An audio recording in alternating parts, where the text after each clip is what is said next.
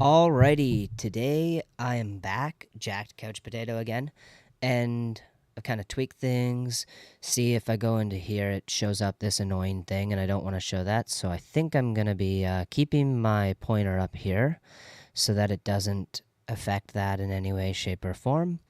And today I brought a little bit of a special thing. We're going to recap on what we had last time, like where we ended off, but right now, I'm going to be showing you what I brought special for you guys. I have wore my completely badass shirt for you. Oh yeah, we are rocking the T-Swizzy, the Taylor Swift shirt today. I am a Swiftie all the way. It sucks that I wasn't able to get to that concert in Toronto. I'm really bummed about that. If anybody has something to say about that, I don't want to hear it because I'm gonna be jealous that you got to go. Anyways, so we left off last time at, is it okay to lift weights every day? And well, I basically said that that question is talking about how it's more about somebody worrying about what happens if they miss a day of exercising, and I said that's not a big priority. You shouldn't be worried about that. Anyways, let's get on to the next question. All right.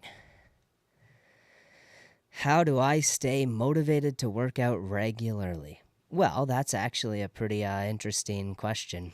You see, being motivated is oftentimes an intrinsic thing. And if it's not intrinsic, and you're getting that motivation from an external source in the sense that it's you can picture it like a deadline. So I'm drawing a parallel between a school system where you're getting a test and the deadlines, and you have the start. So the assignment is opened up to do in a sense, but you have a deadline to do it, and oftentimes you wait for that extrinsic, the external factors of, oh my gosh, it's the last day, I got to get this assignment done to do it. And this can definitely play a role, but it also ties into the notion that if you are extrinsically motivated, in the sense that intrinsically, internally, you got no motivation to do this test other than the grades that it could give you, but ultimately you got other priorities to do and stuff like that. And I guess it boils down to making working out a priority. And you got to like really prioritize this and enjoy it. Don't just look at it like the test that's coming up, or like the exam that's coming up that you got to study for the day before, because that's what some people do. That's what I do. I sometimes study, and sometimes I don't even study for these exams. Honestly, I just go in cold turkey and hope I do the best. But so far, I've been doing good. Anyway, yeah. How do I stay motivated to work out regularly? Well, you should probably make that a priority and prioritize your health, because at the end of the day, if you don't got your health, you don't got anything. Being a couch potato like me, it's not a good idea. Okay, I'm joking about that, but honestly, I'm not a couch potato per se. I do like to chill on the couch a lot, watch Prison Break, other shows. I'm really getting into House. House is a good show. Yeah.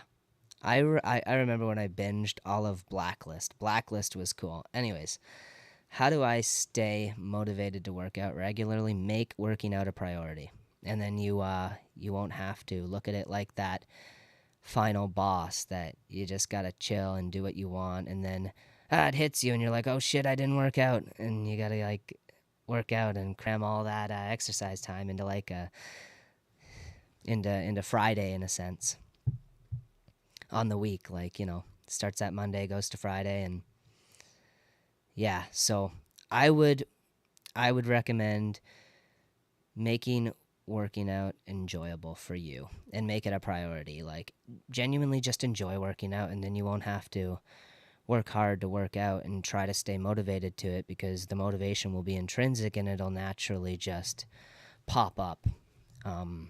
And it'll be something that gets you out of the bed in the morning rather than something you stay in bed longer to avoid. Anyway, yeah, next question. What are the benefits of high intensity interval training? See, high intensity interval training is okay, so the fact that I'm going really fast with how I'm talking in this particular episode is because I have school in an hour and I got to rush. So that's why I'm blowing through all of these questions as fast as I can, but I'm still not going to be neglecting important factors. I'm still prioritizing, giving you guys the best possible information that I can. Anyways, what are the benefits of high intensity interval training or HIIT?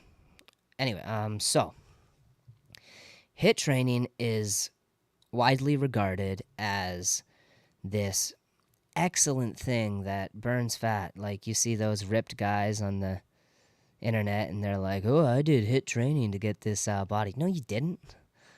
HIIT training is not going to build you a body of a Greek god. I'm going to tell you that. But HIIT training, what are the benefits of high intensity interval training? I would say high intensity interval training should be exactly what it says. You should schedule intervals. So, for example, if you're running and you're looking to increase your performance when it comes to running, you should like jog to a lamppost, for example. If you space it out like environmental markers. So let's say you jog to one lamppost and then you sprint as fast as you can to the next one, and then you jog to the next one in a medium pace, and you sprint to the next one as fast as you can. That's kind of the benefits of where you want to place your high intensity interval training sessions within. It's not something that you particularly want to put all your eggs in that basket, in a sense. You don't want to like put all your cards on high intensity interval training, because ultimately at the end of the day it's not going to show the most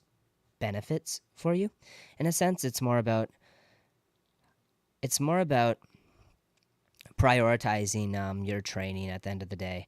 And yes, I believe there is a spot for high intensity interval training or HIIT, but I don't believe it should be the main focus of everybody's working out, because personally I see it as something that can help an individual improve over a longer period of time and potentially bridge plateaus, but it's not something that you want to extraneously focus your time on and specifically cater your exercises to, because ultimately it's not going to provide you the most bang for your buck, and it's not a universal thing. For example, high intensity interval training will be for athletes, like people who are wanting to push themselves to a new limit, not necessarily for the casual people going into the gym to lose weight.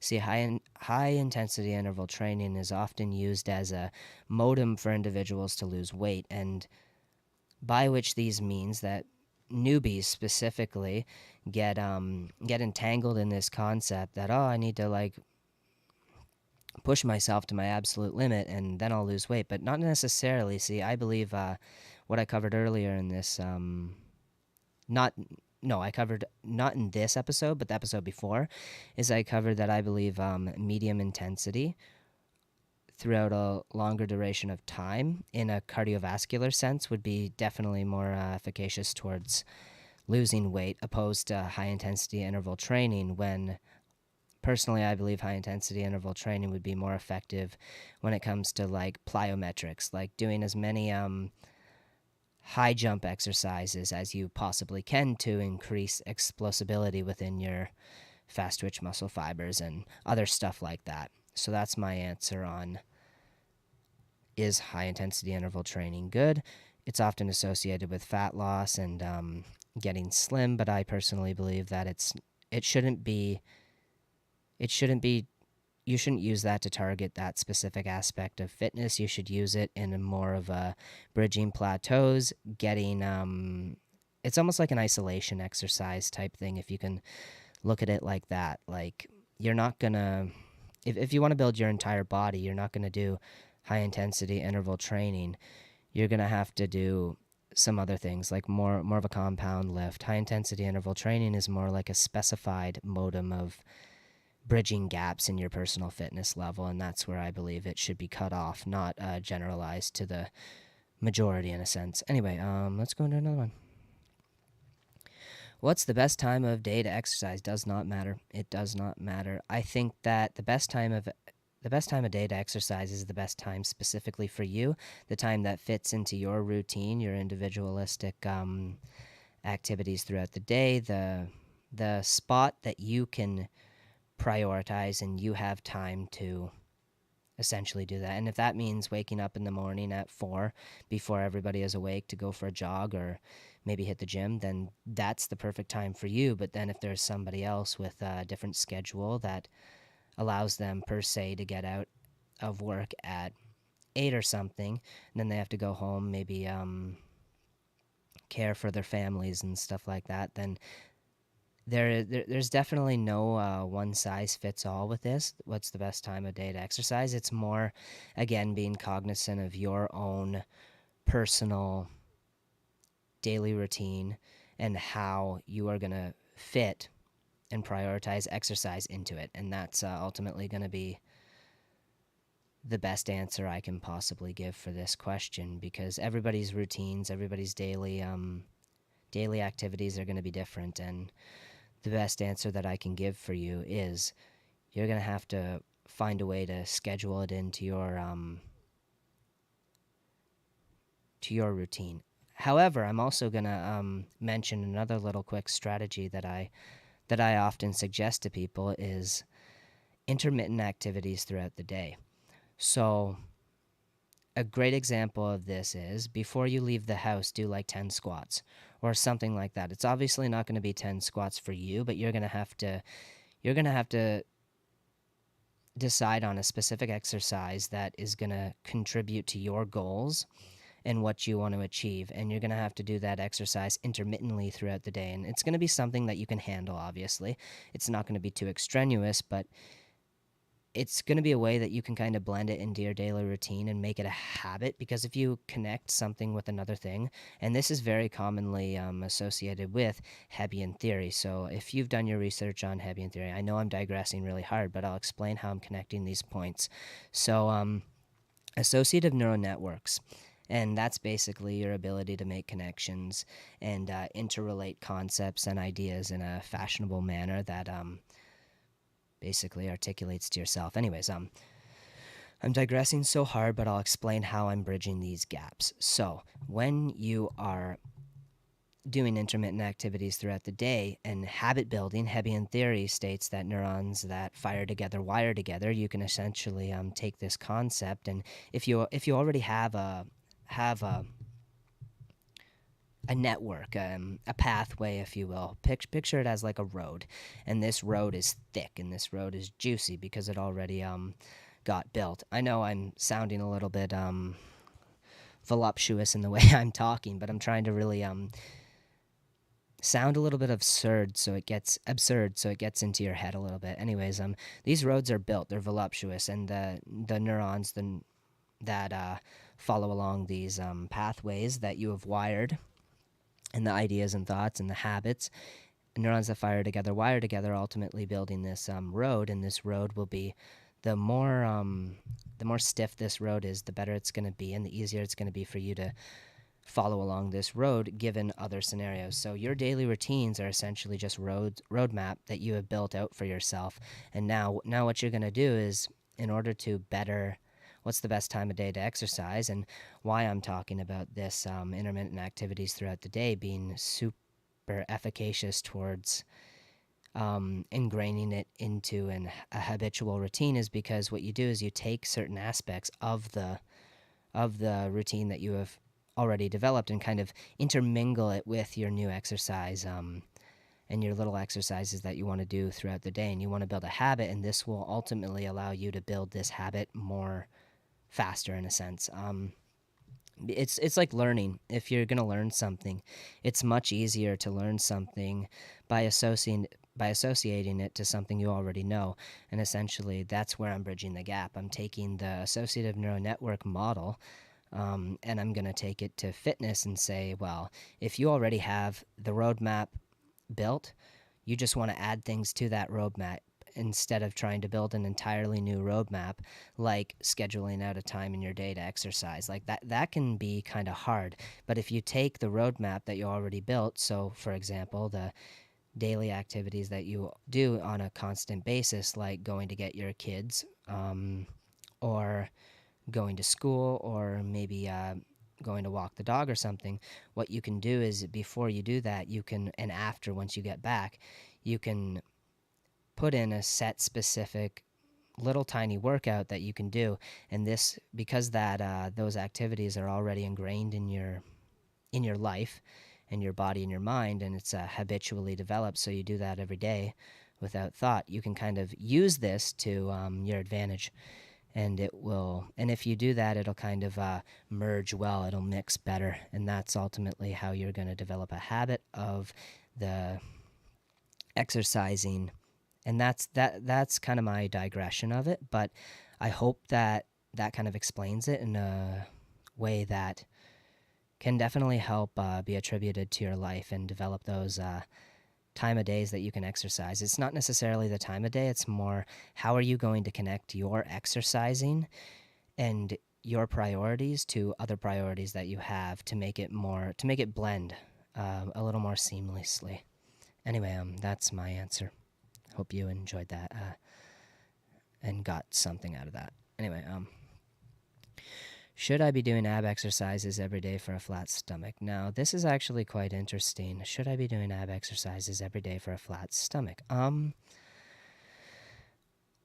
Well, obviously taking into account that abs are made in the kitchen, not in the gym. However, abs are you can definitely build them like any muscle because they are a muscle, the rectus abdominis, which is just the flat sheet of muscle that spans across your belly. Anyways, that throughout stimulus, throughout tension and stress that you put upon it, will develop micro tears and eventually heal themselves through nutrition and taking the things that your body ingests and using that to build up the muscles. And regardless of all of that, I think you can. Should I be doing ab exercises every day for a flat stomach? I mean, you can, but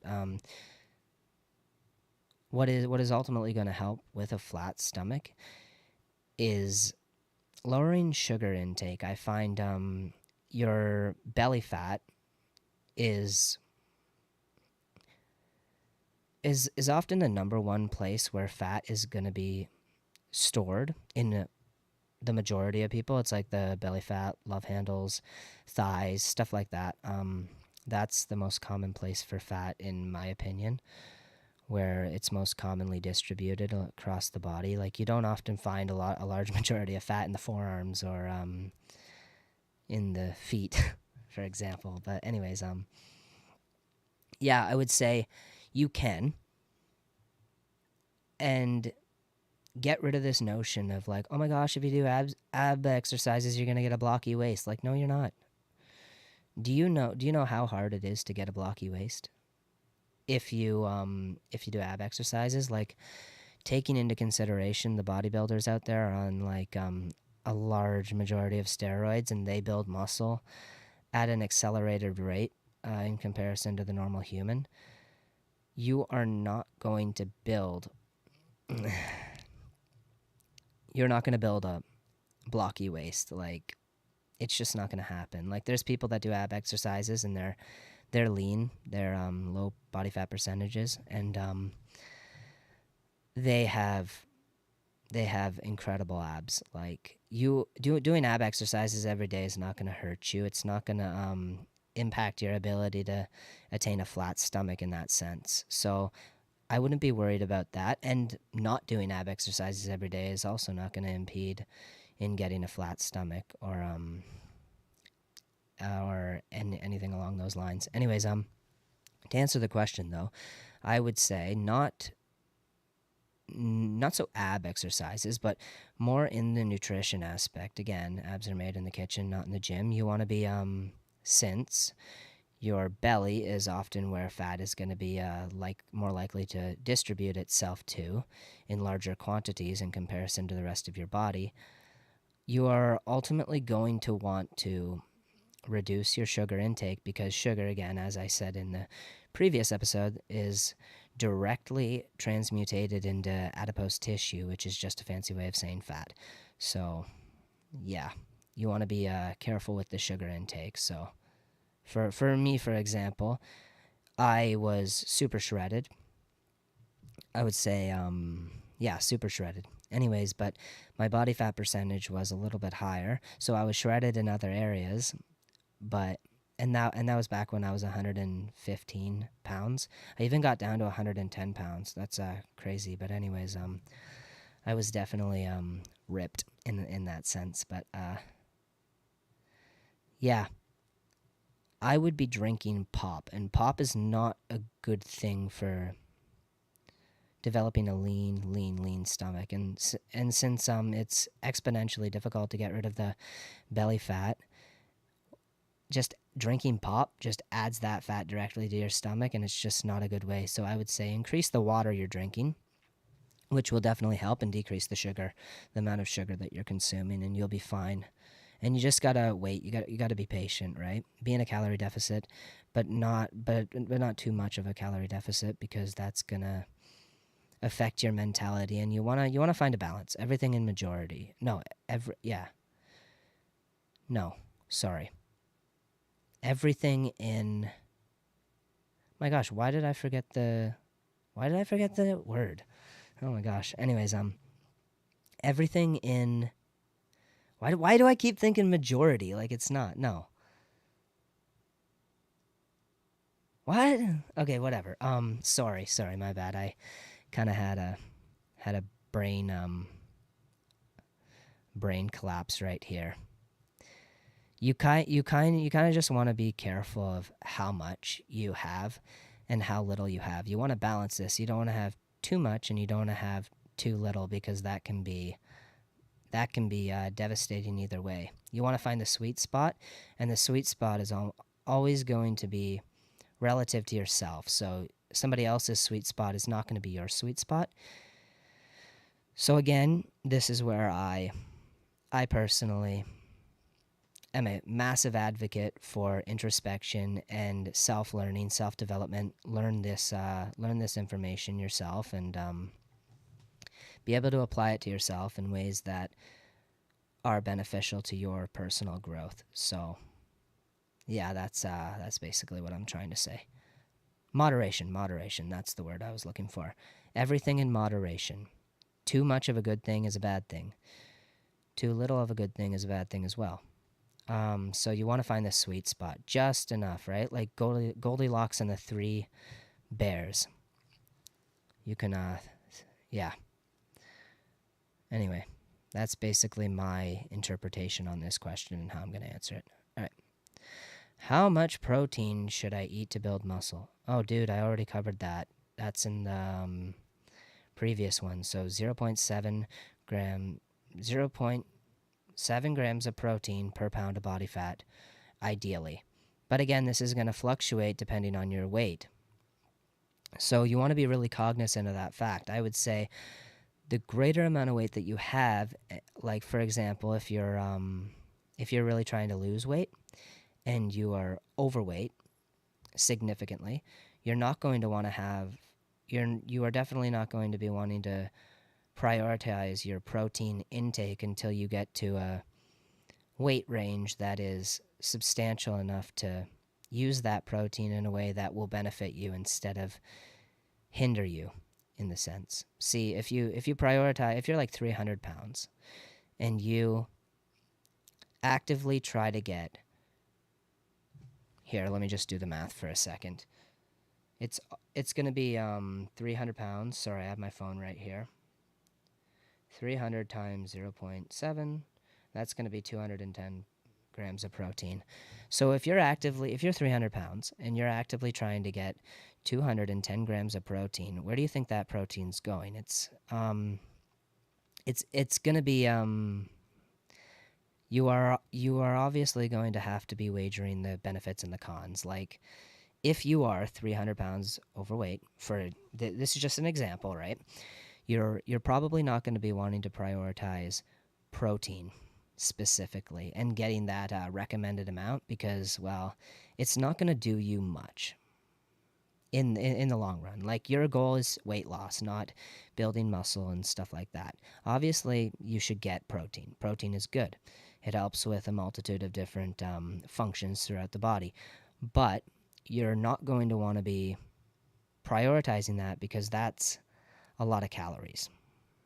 And calories is something that you're going to want to be limiting, or at least in the long run, you're going to be wanting to be in a calorie deficit so that you can gradually come down. And the more protein that you are trying to prioritize, the harder it is going to be in that calorie deficit and ultimately burn the weight. So again, this is very nuanced in the sense that you have to see where you are and determine what you need to do to get where you want to be.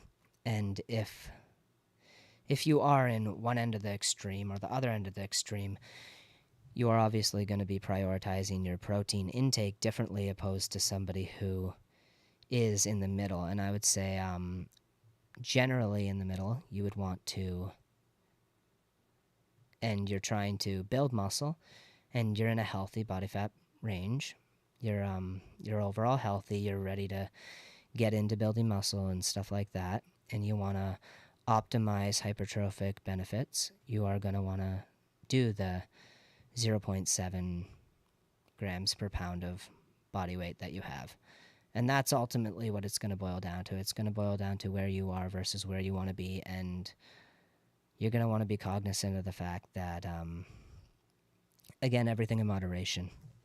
And if where you are, the ideal recommended amount of 0.7 grams of protein, that may affect you in a negative way depending on where you are, and you don't want to go into that. You want to be very cognizant about the fact that everybody's different and they can't necessarily be treated the same, and you want to be able to recognize that within yourself. And that, again, full circle goes back to my points on introspection, know yourself, know the material that you're diving into, and truly understand how it can impact you in different ways before you make your ultimate decision, because that is important. That is significant to your development, and I want to make sure that everybody is getting the most out of my videos, and that's my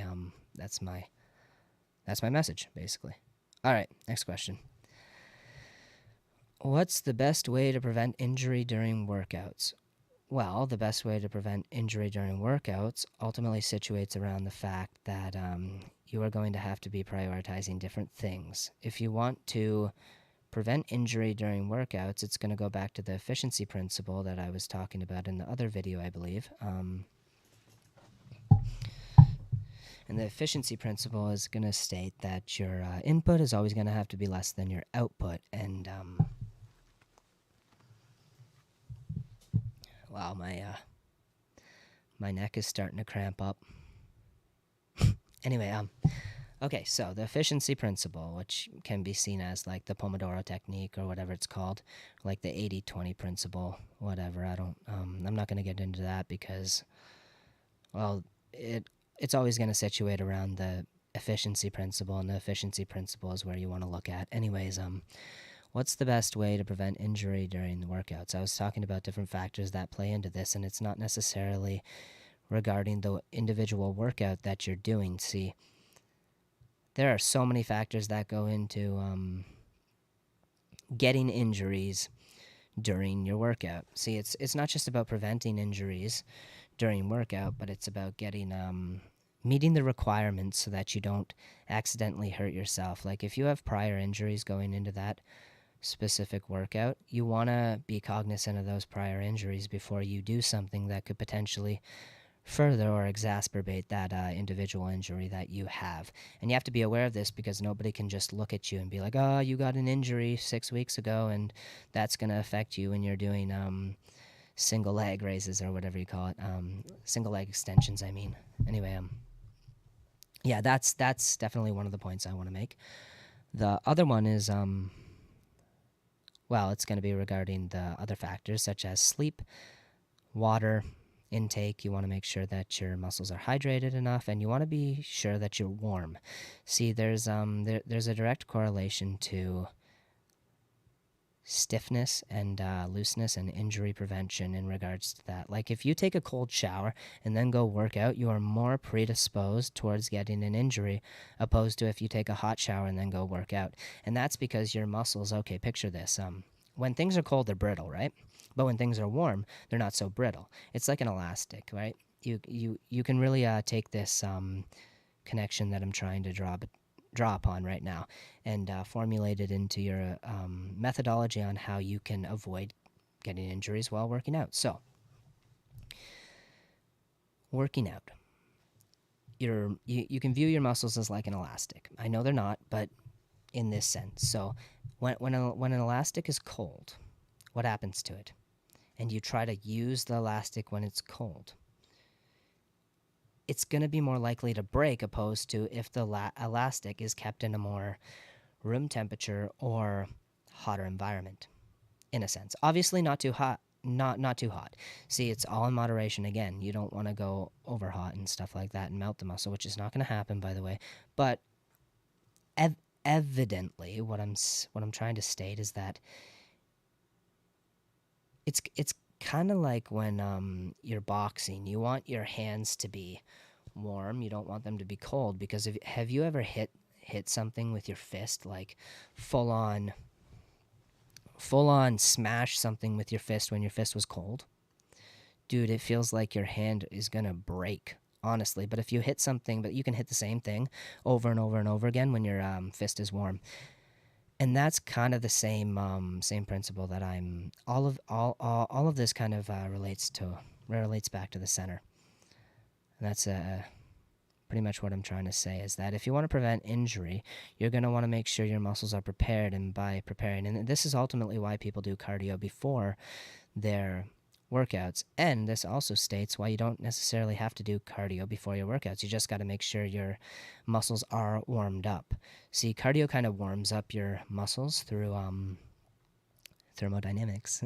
Anyway, I'm not going to get into that because that's complicated. Well, it's not very complicated, but it would take a long time to communicate thermodynamics in regards to muscle and heat generation. Just think of friction, honestly. The more it's gonna the friction is gonna make it warmer, and then you're gonna be less likely to injure yourself. Anyways, so there are definitely a bunch of factors that go into this, and also another factor is your mental state, and this is oftentimes neglected. The mental state while going into the workout is crucial to avoiding injuries. If you have woke up on the wrong side of the bed and are kind of tripping on everything, like you go and brush your teeth and the toothpaste roll splats all over your face and gets everywhere, and then you have to clean it up, and then when you walk out to the kitchen after you cleaned it out, you stub your toe or whatever, and you're just ultimately having a bad day, like maybe your car, like the geese shit on your car and stuff. It's probably not the time to work out. Like you have a lot in your mind, and those factors are going to contribute to your performance during the workout, and your performance during the workout is ultimately going to dictate whether you get injured or not. And you want to be cognizant of all these factors. And an important notice is that I like to discuss this because it's very important to understand this, that an onlooker can't look at you and know those factors. Like they're not going to be able to look at you and say, oh, this guy's day is going so and so, and compared to the regular days that he normally experiences, and then develop a conclusion that this individual is going to get hurt during their workout. An onlooker's not going to be able to do that, and thus it's ultimately going to be it's going to be your responsibility to determine whether you are in the right frame of mind to work out that given day. And a lot of times injury happens when people are not in the right frame of mind to work out, and they kind of it's just not a good idea. You should be very cognizant of that fact, and the only person that's going to know if you are in the right state to work out is going to be you. Oh, also, ego lifting, don't ego lift. I know it sounds like I'm harping at you a little bit, but ego lifting, again, I talked about this in the previous one. If you're under a bar, a 125-pound bar, I think I said, and your buddy's hyping you up and stuff, but you get the gut feeling that you're going to get injured doing this, and it's ultimately a better idea just to say, hey man, you know what, I'm not feeling it today, and get out from under the bar. And that's, and sure, it might hurt your ego, but again, ultimately, at the end of the day, it's better to avoid getting hurt than looking cool. And really, you're not going to look cool if you have that bar fall on your neck. Yeah, it's better to wage the pros and cons of it, and ultimately, it's better to avoid such catastrophes in the best way that you can. Anyway, yeah, that's how I answer that. What's the best way to prevent injury during workouts? It's ultimately going to have a lot of factors playing into that, and the way in which you can identify these factors and keep them in mind and be cognizant of the fact that every day is different, and certain days you may be able to perform differently. Like, let's say the previous day you could lift 200 pounds. Just because you could lift 200 pounds yesterday doesn't mean you can lift 200 pounds today. And acknowledging this fact is crucial to minimizing risk of injury. And also, don't work out while your muscles are cold or you're freezing. It's a bad idea. You're going to pull something. And yeah, that's basically what I'm trying to say. And make sure you get enough sleep, because sleep can impact recovery, and if your muscles haven't recovered fully, they will be more susceptible to injury later down the road.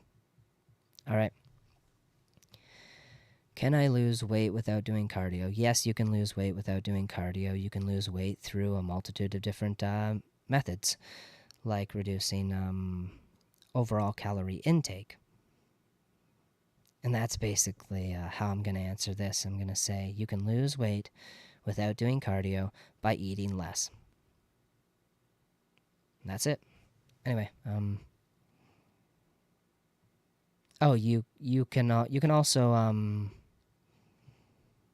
up the heat so your body sweats out water weight, but obviously you're going to gain that back eventually, and it's going to fluctuate. It's not going to be entirely all-encompassing of your total weight.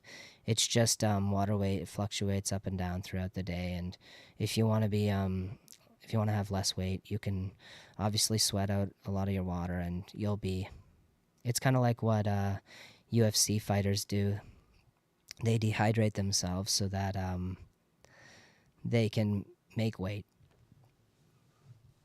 And sure, you can do that for like a photo shoot if you want, but it's ultimately not going to be your it's not going to be your baseline. Essentially, it's just going to be dropping it temporarily, and then you'll be going back up. But that is another way that you can lose weight. But if you want to lose weight without doing cardio, it's obviously going to be there are a couple things. You can build muscle because muscle is metabolically active, and it will burn a percentage of calories throughout the day, and the more muscle you have, you'll burn more calories throughout the day, ultimately allowing you to lose more weight, opposed to somebody with less muscle. Anyways, and you can lose water weight through methods like that, but I don't recommend it because you're just going to drink the water weight back eventually, and it's not really going to affect you in the long run. It's not going to get you to the goal that you want to get to, unless it's a temporary goal. But yeah, that's basically how I'm going to respond to that is, can I lose weight without doing cardio? Yes, you can. And you can do it through different ways. Losing water weight, you can do it through gaining a greater percentage of muscle so that you burn more calories throughout the day, and you can do it through not eating as much as you normally do. Cool. And your weight fluctuates throughout the day, so yeah. How do I know if I'm lifting enough weight? Well, is it challenging enough? Do you feel like you're lifting enough weight? Because ultimately, I can't specifically say you are lifting enough weight. That would be kind of impossible for me, considering the factors that play into this. See, your body has a 30% cap on your overall performance potential. It's roughly around 30%. It's obviously not perfect. The numbers will not be exact because there's different factors that play into this. So let's say your overall muscular potential or your force generation potential has been capped by 30%. But since you can only activate a certain number of muscles in a given amount of time, and the factors that play into these individual muscles may be different, so the percent activation of these muscles may be capped in different ways. It might just be an overall overarching 30%, where, like, let's say the calves have like a 15% muscular cap, while the biceps have like 20% muscular cap. Like, I don't know about you, but that is a huge difference. 5% is a huge difference. It means that your calves are going to be able to exert overall a greater amount of force than your biceps when pushing them to their utmost limit. And that's basically what I'm trying to state, is that you're never going to know if you're lifting enough weight unless you can factor in all these factors in a very acknowledgeable manner.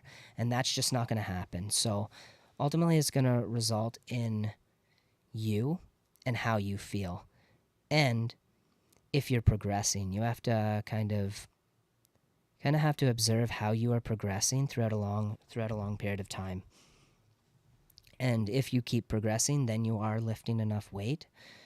And keep in mind that how do I know if I'm lifting enough weight? Well, every single weight can be enough weight relative to your individualistic goals. And I'm going to say this again. How do I know if I'm lifting enough weight? Well, the weight that you're lifting can be any weight relative to your individualistic goals. Like, you don't have to necessarily have a certain specific weight that is enough. It fluctuates. Again, there's factors that it fluctuates throughout the day and other things like that. You're never going to get a concrete number like 100 pounds. Like, if you're curling 100 pounds, great. That's fantastic. You're doing good. But how do I know if that's enough weight that you're lifting? Well, you don't. And the bottom line is, you're not going to know until, and it's going to be entirely dependent on how you feel.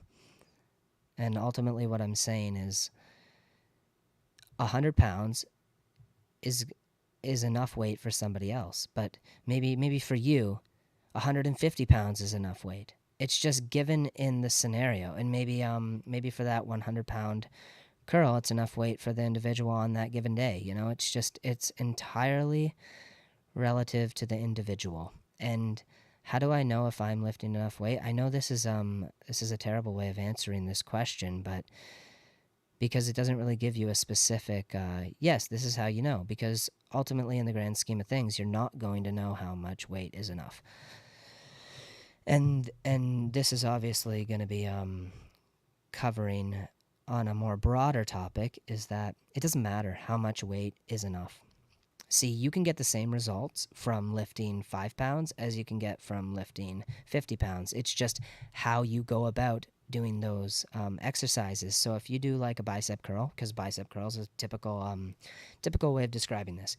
If you, let's say, pre-fatigue your muscle beforehand and then use the 5-pound weight, because think of this, your muscle doesn't know the weight.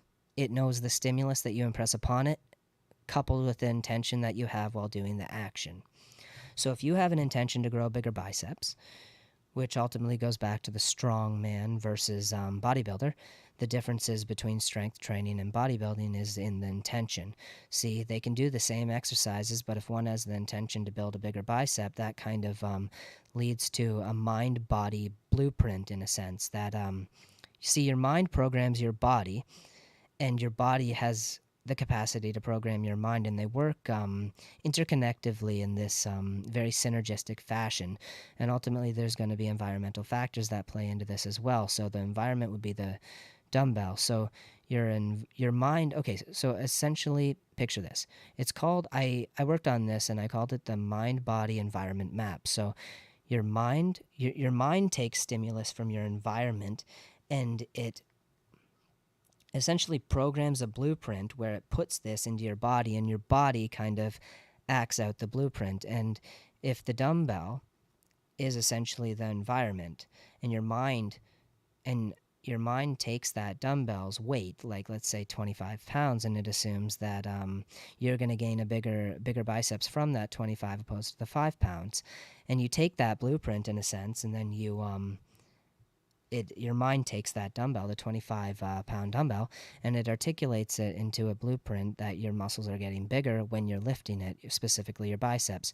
And then when your body interacts with that dumbbell, it's going to take that blueprint into mind and actively work to create that for you, which goes back to the blueprint, which is the bigger biceps based on the 25 pound dumbbell.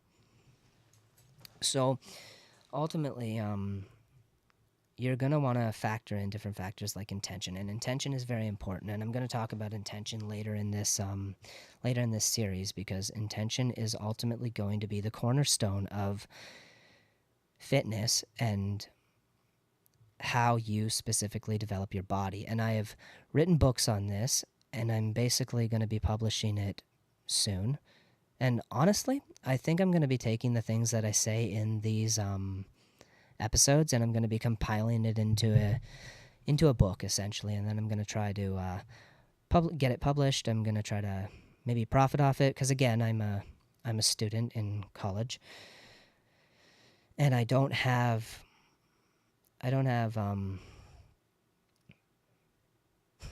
I can only do so many things as one person.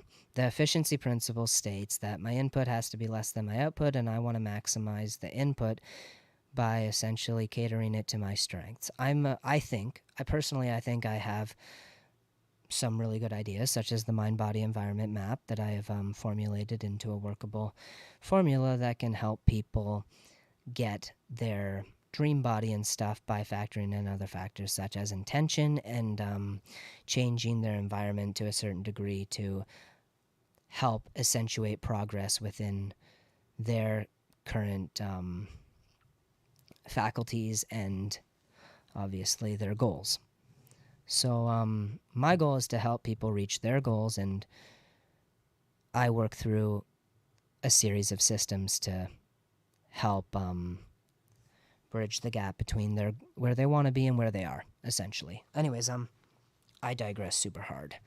But yeah, how do I know if I'm lifting enough weight? Well, your intention is right while you're lifting it. You have the intention, which supplies the necessary blueprint for the muscles, for your body to work off of.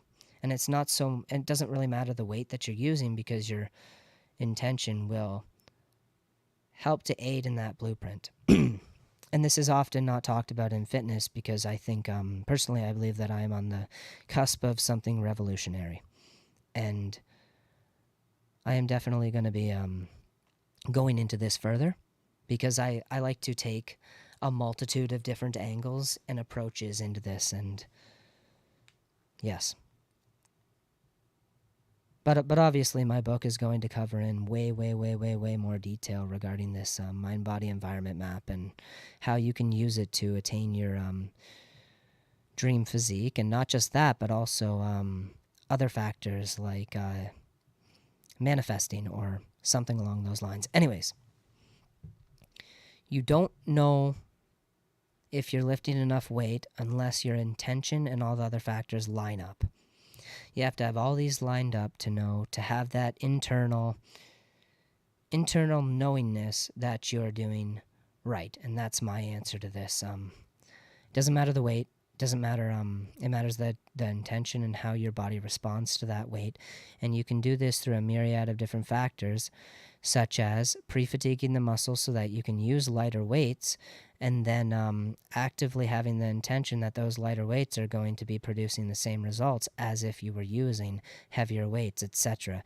And that will ultimately allow you to reduce the risk of injury, furthering on the previous point, I think, right? No, the previous, this one. Anyway, that's my answer to the question, and I hope that explains it in a kind of new way. A new way that perhaps perhaps it has never been explained before, and I think that it will give you some insights on how you can definitely cater your workouts in a more safe and effective manner that ultimately allows you to produce results that others simply don't produce. See, again, it all boils down to the intention. Like the Olympics, the Olympic athletes, they have the intention, they have the goal. Their intention is situated around becoming the best. And look at them. And look at them in comparison to the majority.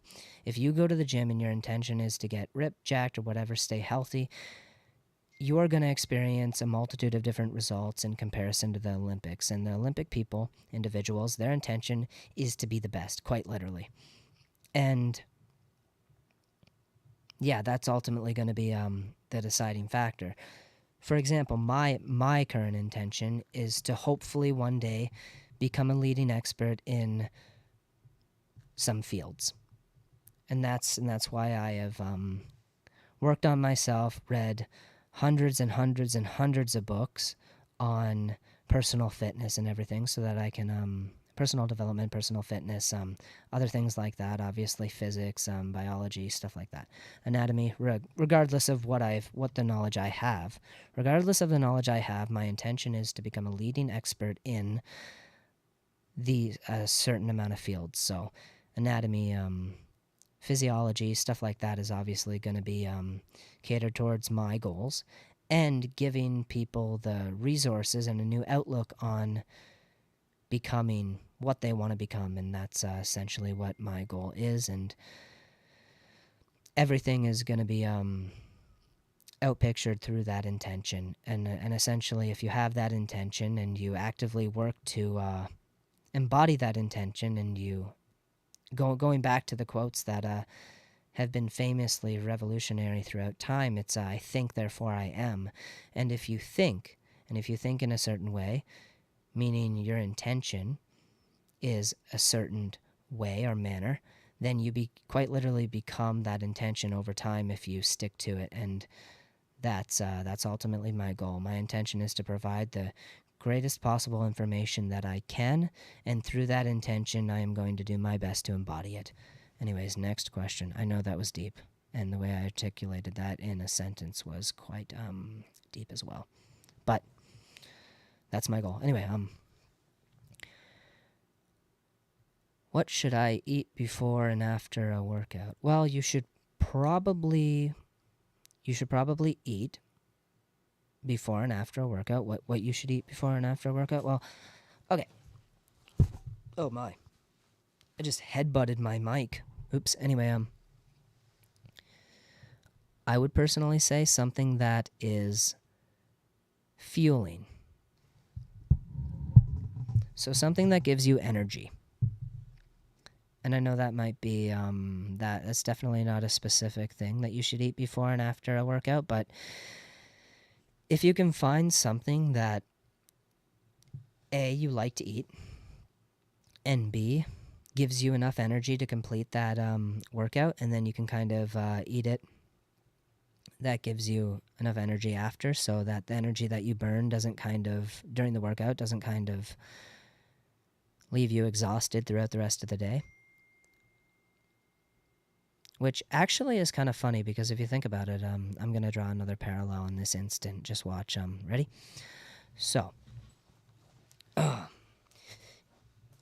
if you think about it. Oh, man, my neck is hurting. You know what? I'm going to take this off for a sec.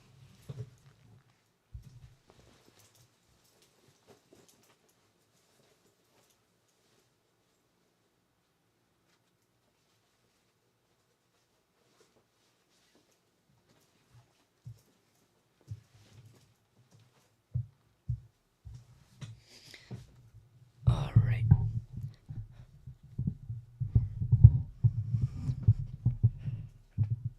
All right.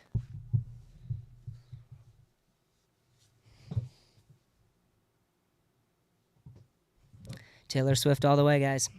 All right, so.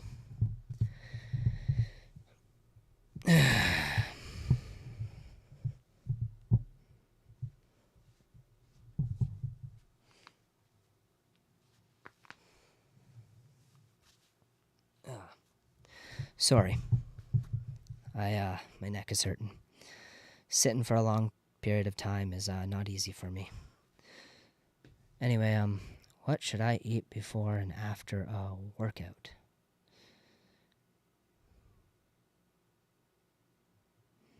I completely lost my train of thought. I'm gonna be real with that.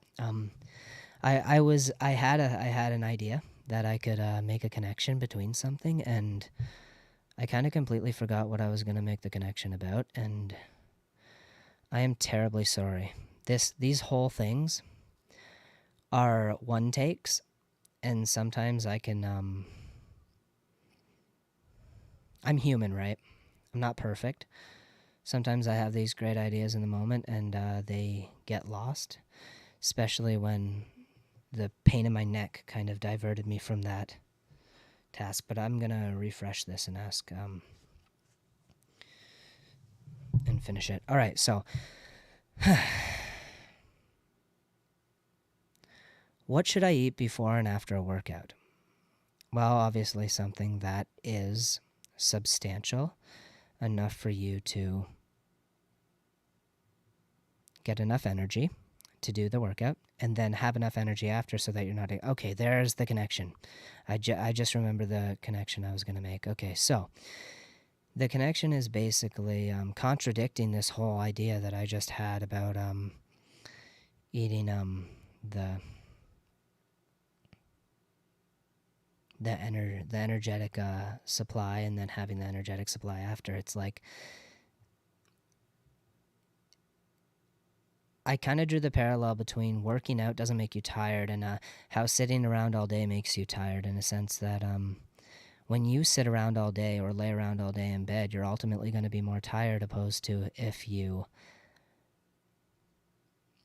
work out all day. And people who are more active throughout the day have a greater propensity to exhibit higher levels of energy opposed to people who are more stagnant and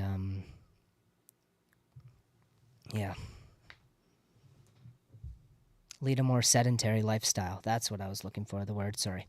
Sometimes it can take me a while to flow through my lexicon, in a sense.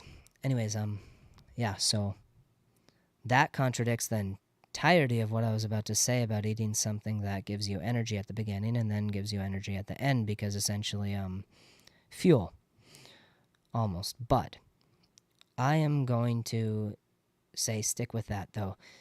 If you want to eat something that you should eat before and after a workout should have fuel, or give your body a fuel supply that it can use, and then replenish that fuel supply after so that you're not left hungry throughout the day. Because yes, exercising can burn calories and make you hungry after, and it's important to make sure that you are well fed, because if you're hungry, other side effects can happen, like your mental state could drop, you won't be able to think clearly, and other things along those lines. And that's very important to keep in mind. But also tapping into the idea that I had, the parallel that I drew between sitting all day and being tired. And it's almost like energy comes from a generational source. And this generational source comes from the principle that like attracts like. And if you're moving and you're flowing energy constantly, then like attracts like. It's going to ultimately be attracting more energy. And if you're stagnant, then there's not a lot of energy. And you can see this in systems as well, like, for example, thermodynamics. Again, going into thermodynamics because this is just how my brain works, right? It's like, oh my gosh, why is my brain working like this? Anyway, okay, so thermodynamics and entropy, basically. The amount of disorder within a system, the greater amount of thermodynamics as a result of the states. So, like, solid is where, like, everything's compressed. All the particles are tightly together. Liquid is when they're a little bit more spread out, and it has a little bit more, it exhibits a little bit more energy, in a sense that it moves. The kinetic energy, the energy generational ability of the matter, in a sense, increases as the speed of the particles within that system increases. And that's what I'm basically stating here. I'm bringing it full circle, making new parallels while we talk. It's kind of interesting how my brain works. But anyway, I'm trying to provide the best information that I possibly can, and I'm just trying to bring everything together in a more holistic fashion so that you guys can kind of understand what I'm getting at and where I'm drawing my conclusions. And I totally understand that sometimes when I draw conclusions from like completely disparate fields and like unrelated systems in that sense. Well, not entirely unrelated, but I'm drawing connections between things that are so far apart in the linear sense of the word that it can be hard for some people to follow along. So I'm trying to bridge that gap and help people understand my thought process in that sense. So basically, I'm taking the fact that when particles are more spread out and moving faster, they exhibit more energy. And when you, as a system, and you're kind of moving more, you're acting more akin to a gaseous state in a sense.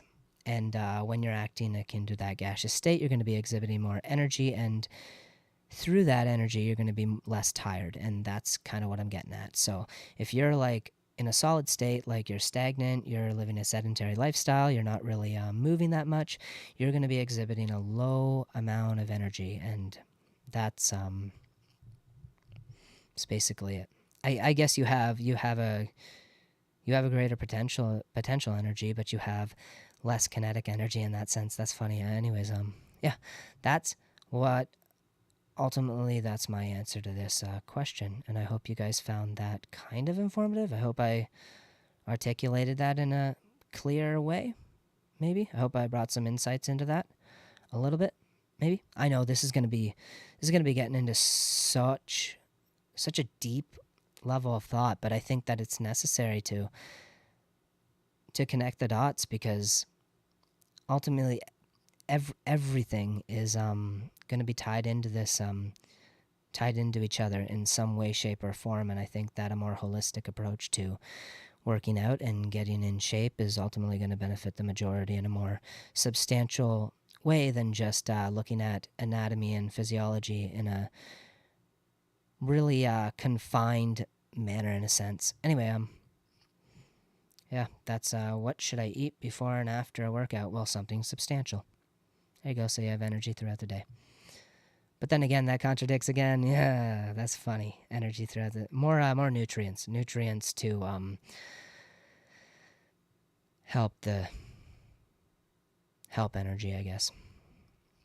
Anyway, so complex. Anyway, yeah. How can I improve my endurance? This is the last question. Don't worry. For this episode, there's going to be more, guys. Just stay tuned. I can't wait. I'm excited for this. This is really it's really enjoyable. I like talking about all these concepts. I know these questions are very simple in nature, but I like to really dive into it to give you guys the best possible answers I possibly can. Again, yeah. So, how can I improve my endurance for running or cycling? Again, tying this back into the HIIT, the high intensity interval training, I think that's exactly where HIIT will fall in. Take the lamppost example and use that to, and kind of extrapolate off that to help you with your achievement and increasing your endurance for running or cycling, and not just again, the holistic approach to working out and all that. It's obviously not going to be just for running or cycling. Like if you want to increase your muscular endurance, which ultimately is what you're doing, for let's say lifting weights, like you want to curl a barbell or do more push-ups, for example. And I have talked about this in previous videos, like little snapshots before I started this podcasting type thing, where let's say you can only do like 50 push-ups, and you want to increase the amount of push-ups that you can do to 75.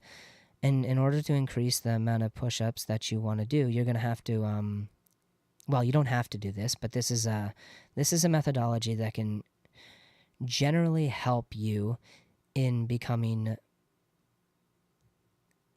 getting essentially more reps. And it will definitely help improve your ability to perform in a muscular endurance setting. Anyways, okay, so let's say you can test your max. So let's say you can do 50 push-ups. Now take that 50 push-ups and take those 50 push-ups, and then you're going to subtract a little bit from it. So let's say you do 40, because 40 is, I don't know what percentage of 50 40 is. I have no idea, but anyways, now it's bugging me. Hold on, gotta get a calculator. This is bugging me. I know, right? It's like I'm just wasting time at this point. Not trying to, but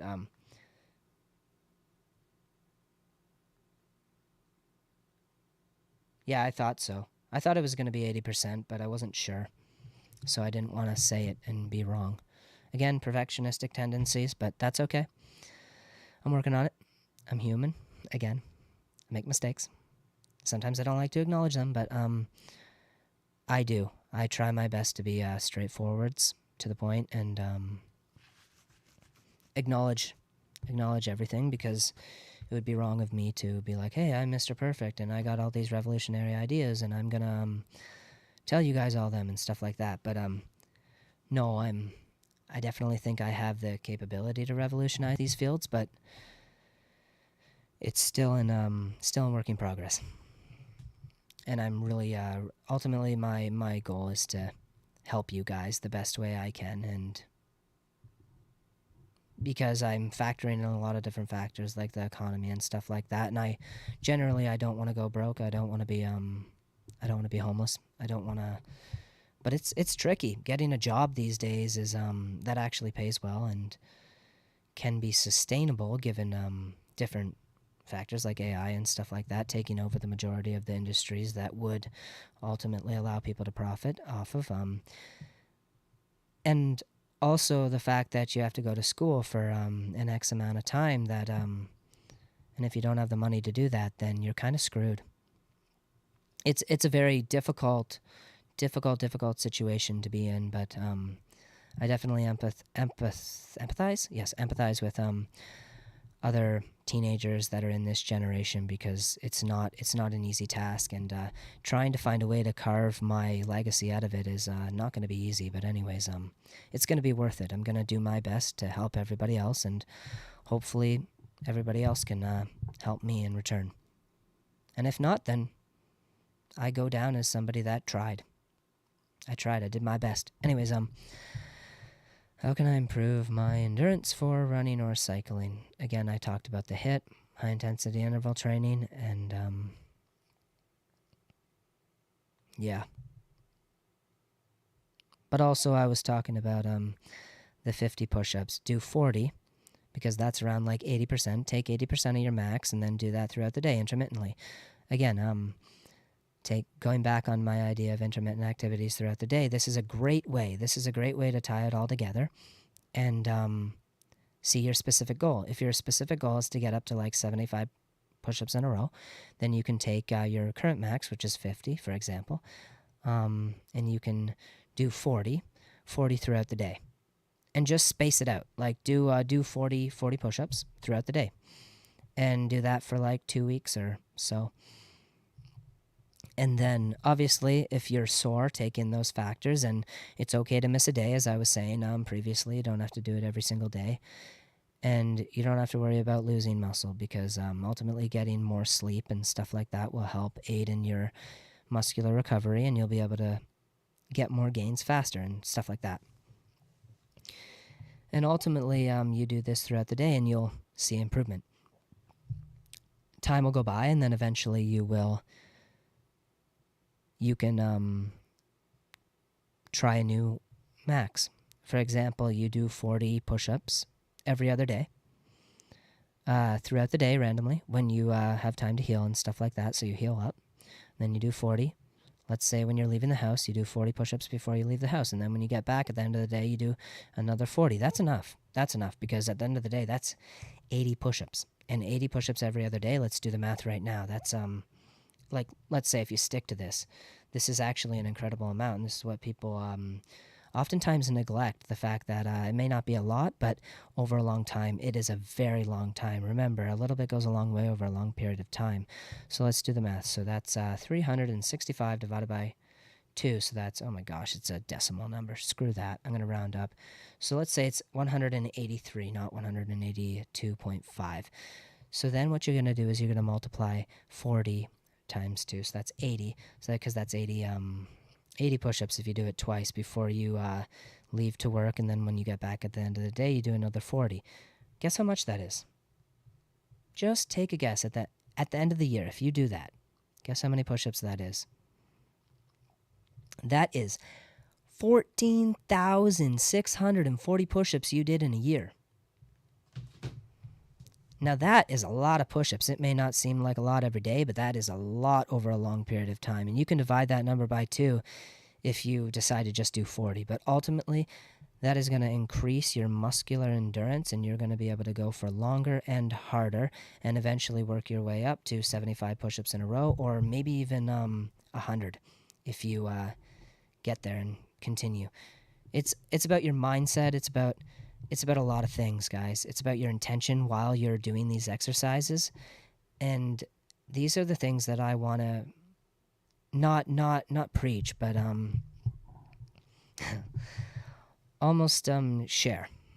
Like share my personal insights and my and the things that I've learned through my life. And I'm only 19, so I have a lot of life ahead of me. And hopefully I have a lot of life ahead of me, and I'm going to be doing my best to use that in the most effective way that I can. And that's going to wrap up episode 2. I hope you guys enjoyed this. I hope you guys learned something cool. I hope you guys can subscribe. Maybe click the bell button. I know I'm not very I'm not a very big channel, but yeah. See, I'm actively going to be using feedback to try to improve my videos. I know they're kind of very basic and plain right now. I know I don't edit them because I don't have the time, as I covered in the previous video. I don't have the time, I don't have the resources, don't have the money, but I'm going to be doing my best to help you guys in the best way that I possibly can. And I know health and fitness, there are a myriads of different perspectives on it and different opinions, and it can be very hard to decipher between the correct ones and the incorrect ones. And where everybody these days believes that they're an expert on everything, and sometimes this can cause a discrepancy between what you may think you know and what you don't know. And I'm not saying I know everything. I'm saying I'm using the knowledge that I have gathered throughout a multitude of different sources, and also utilizing my personal experience and my experiences and my personal insights that I have personally come up with. And I'm going to be using these to try to help you guys in the best way that I possibly can. And that's ultimately my goal on this channel, is to not just help myself through providing the best information I can, and potentially becoming a leading expert in the field if I'm ever recognized, or if somebody ever thinks that I have potential, like I personally believe I do. After all the books that I've read, I incorporate basic fundamental truths, and I try to use these fundamental truths to come to the best answers that I possibly can regarding different questions. And I know I may have a unique spin on a lot of these questions that may or may not have been introduced before, and I believe that I can use these unique spins. I've always thought of things in a different way, and I think that I definitely have the ability to help you guys. And yeah. That's my goal on this channel, is to just help you guys, and acknowledge that there's so much information out there. And I know I can't say that I'm an expert or anything like that, but I do believe that I can definitely do my best to give expert advice without being an expert. Like, I don't have any certifications, I don't have any things like that, so I can't say that I'm an expert. But through everything that I have read, I believe my intention is in alignment with the information that I'm giving. And that's the basic way I can put it. My intentions are in alignment with the information that I have learned throughout the years, and I am doing my best, and that's that. So I really hope you guys enjoyed this. I hope you guys subscribe. I hope you guys stick around. I hope you guys maybe share this if you guys got anybody that may have some knowledge on these subjects, and they may be an expert in their fields. Maybe shout me out to them, see what they think of the material that I am covering, and I really hope that I can continue to provide the best information that I possibly can to you guys, and that's my goal. So take care. I wish you the luck on your journeys, and I hope you got something out of this video, and I hope you guys will stick around and continue to get good information out of my future videos that I'm going to make. Take care. Jacked Couch Potato out.